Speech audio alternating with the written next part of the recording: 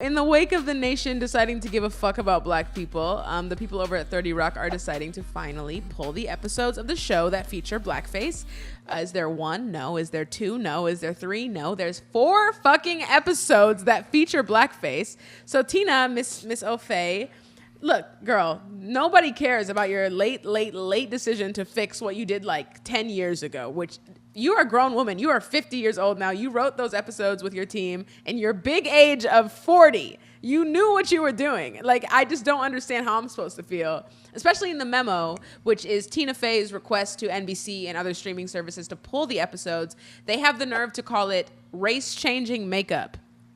Bitch, what the fuck? Where do you guys pull these concepts? How about when you're talking about our issues, you call it what we call it, which is blackface, which is what you did. I'm more mad about the virtue signaling that white people and white creators are doing, and they're suddenly deciding that they want to repent for their ignorance because we're just like stepping on their necks about it. You just open your purse, Tina. Don't apologize. I don't care what you did. You already did it. You've been profiting off of, punching down on Native Americans, women, black people for your entire career. Like, you're not going to fix that now. Just pay us. Donate to a Black Mutual Fund, do something, help black creators. You did this most recently again on Unbreakable Kimmy Schmidt, where you cast white people to play Native Americans and used race-changing makeup. And at that time, back in 2015, you didn't apologize for it. You said, I no longer am apologizing for my jokes. So I just don't know what's changed, and I want to see more from you. I'm not going to tell you not to do it, not to pull the episodes, pull them, but that's the very least you can do. And yeah, give me money to write a show, Tina Fey. That's it. What I'll point out about the Tina Fey thing too is it's sort of a lot like the Sarah Silverman thing in that there was a particular time in comedy where white liberals were using things like blackface or other racial jokes as a way to comment on racism being bad. But there's the question of if you are using racist epithets and also, racist caricatures or racist imagery to comment on racism, are you then creating racist imagery yourself? Right. Well, it's also, I feel like a central part of this kind of joking is the idea that the white creator is saying, I understand racism, so this can't be racist. You know, and it's like, why would a person of color care whether or not you think you're racist? Like, you're centering your own self-belief in a way that I think is probably just annoying. Just like, who cares? And it's like, are you really like writing this material thinking, oh, I hope a person of color sees it? Probably not, right? So altogether, that's the thing. Yeah, that's the thing about it too. It's this is right after like Spike Lee's Bamboozled too. It's like we have black people already who've addressed blackface and why it's hurtful, and here you have white people doing comedy to make a commentary on this, and it's like, no one is watching 30 Rock looking for Tina Fey to denounce blackface. It's this weird sort of thing that I would say that white liberal comedians have, where they want to comment on something, and it's, you know what? Hire some black people to comment on it. Like I would look at blackface jokes from a black sitcom and a black creator, but also a black creator probably doesn't want to deal with that shit, It's this curiosity in stuff. You sort of like with gay jokes or other things too, where, like straight people, cis people, white people, like they love to, in their comedy, have these sort of boundary pushing jokes. And the question becomes, who are you pushing the boundary for? You're pushing it to entertain other white people. It's not for your audience. It's reminding me of the Unbreakable Kimmy Schmidt, where Tina Fey came under fire for a episode where Titus is, playing like a geisha, and it's a very racist episode towards Asian Americans. All that powder on his face. Yes. Right. And that was another thing where it was supposed to be commenting on how racist it is, but it actually just ended up being racist. And I remember Tina Fey defending it at the time and being mad at people for being mad at her online and sort of just talking about how, like, that's why I'm not on social media. You know, like, people are always upset about these things, as if we should be thanking her for being anti-racist enough to caricature Asians on her Netflix series, right?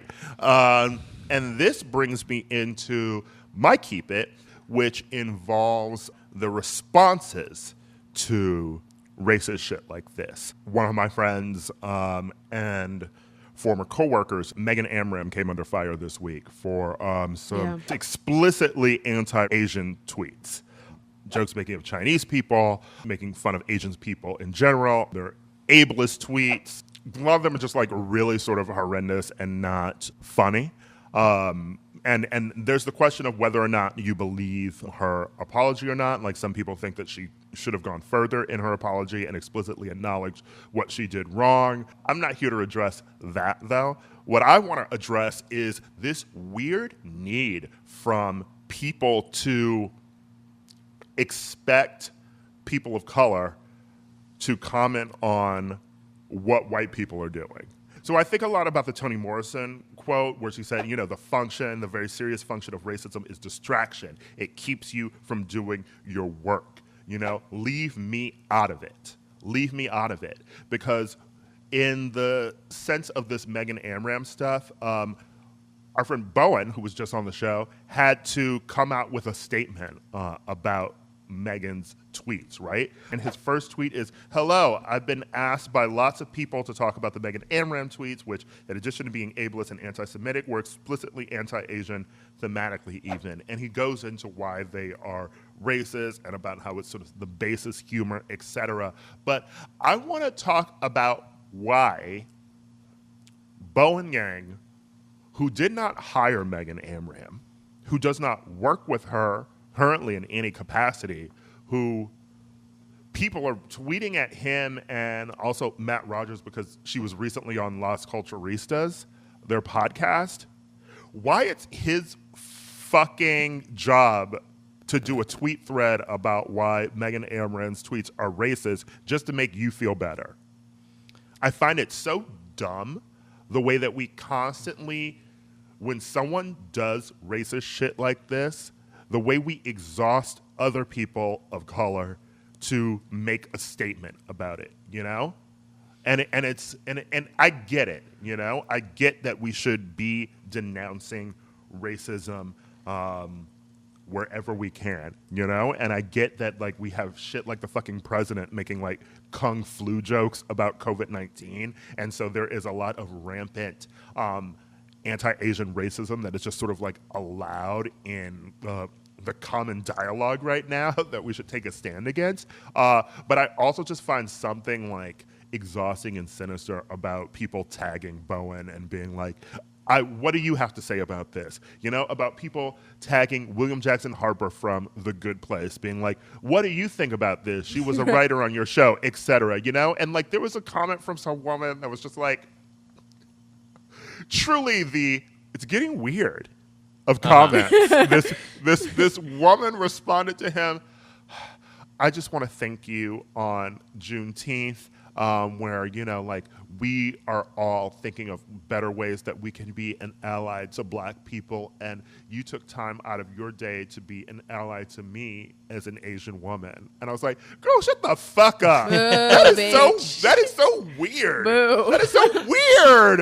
Juneteenth, It's that just holiday where we weird. think of other people. Yeah. You know, Right. it's just like what's You also bringing makes up me- Juneteenth to thank this Black man for making a comment about Megan Amram's racist tweets about Asian people. And yes, we are all in this together, and I'm glad that he made a statement about it because the tweets are horrendous. But also, it is Juneteenth, and also this Black man has been dealing with the horrendous shit that has been happening to Black people in this country for centuries, and especially being highlighted in the past couple of weeks. If he didn't want to take the fucking time to write about some tweets from someone who wrote jokes for him on a TV show that is not even on the air anymore. It's not he his didn't fucking have job. to.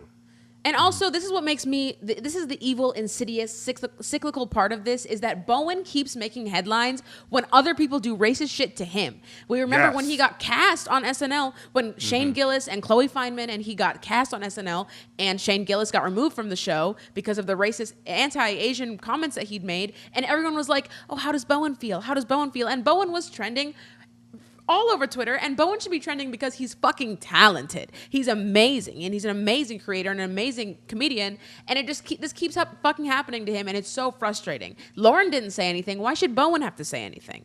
Why do they need to make a fucking comment? Because they know him? You know? People were rudely tagging Andrew Law, being like, another friend of ours being like, oh, you are working with Megan on The Good Place. Where's your comment? Because he's Asian, he needs to comment. I want to also point out that we need to talk about power structures in Hollywood, and everyone just maybe thinks that it's a free-for-all where we all have the same sort of power, but it's like, I just worked on a sitcom, an animated sitcom, Q-Force, with Megan, that she was a co-producer on, you know? And I am a writer on it, you know? I am a story editor on that. I am several rungs below her. So the only reason people weren't tagging me, being like, what's your comment on it? Because the show's not out and they don't know about us working together, right? But people probably would, and that's a thing where it's like, she is so many rungs above me that my comment on it is like, it's not like I hired her. It's not like I could fire her. You know, they're people of color trying to make it in Hollywood, working for Megan's, working for the Tina Feys, you know, like I wouldn't expect a black person who was in 30 Rock to be commenting on these blackface And they shouldn't have episodes. to put themselves in the line of fire. Right. Because we are working and getting checks so that we can hopefully go and create our own content and don't have to work for white people who think it's funny making racist jokes.